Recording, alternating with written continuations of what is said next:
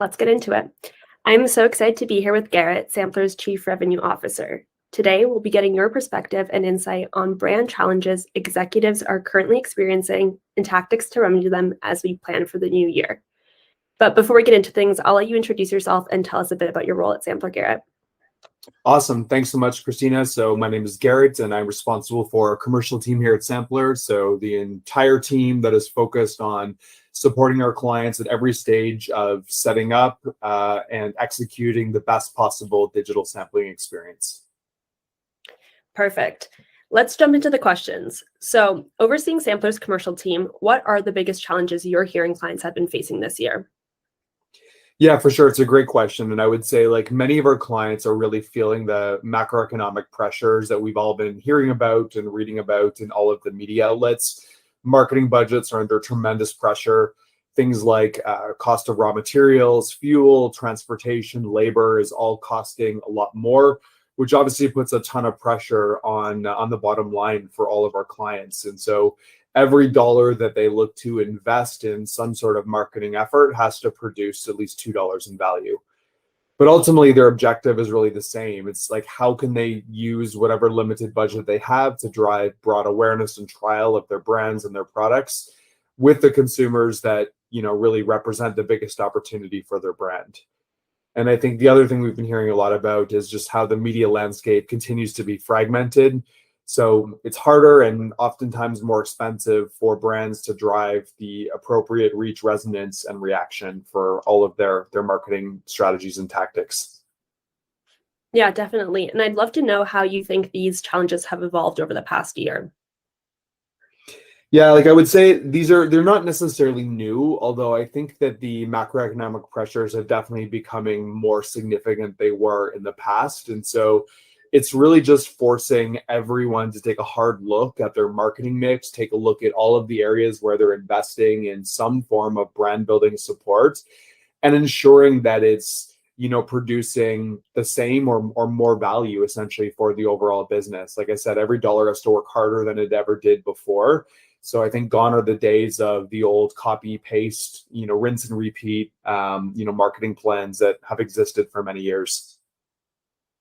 So considering these challenges, what would you say that the top priorities you were hearing in 2022 were?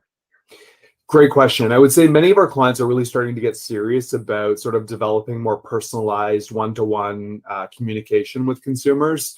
In other words, email marketing. I think we've all been, hearing about how third-party cookies are going to be going away at some point in the future. And even with some of the recent iOS changes, it's just digital ads are just more expensive and producing, not the same results that they once did. And so, I think email marketing is going to become a much, much, much bigger initiative for many of our consumer packaged goods clients.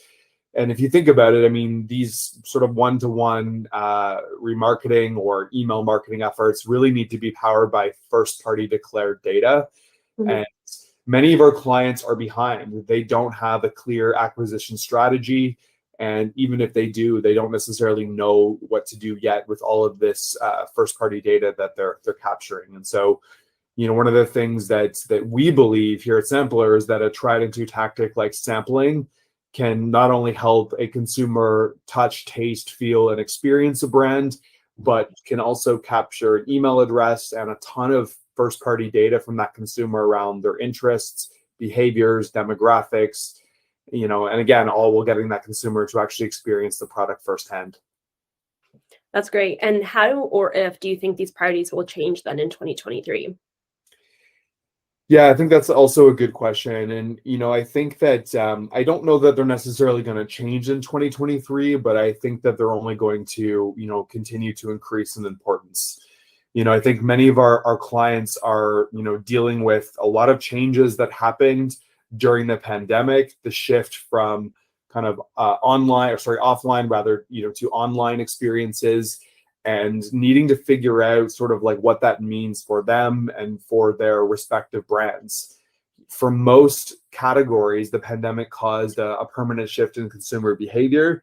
And, and how do you just sort of make sense of that, right? So to give you an example, for many of our beauty clients, a lot of beauty brands the whole experience was happening in a store environment. Consumers would go in, they would pick up that skincare item or that cosmetic item, they would try it, they would see if that shade looked good on their skin, those kinds of things. And obviously the pandemic happened, those weren't possible, or even if they were, consumers broadly aren't necessarily comfortable with that. So a lot of these beauty brands are implementing, virtual reality technology, virtual try-ons, things like that they can do in the comfort of their own home.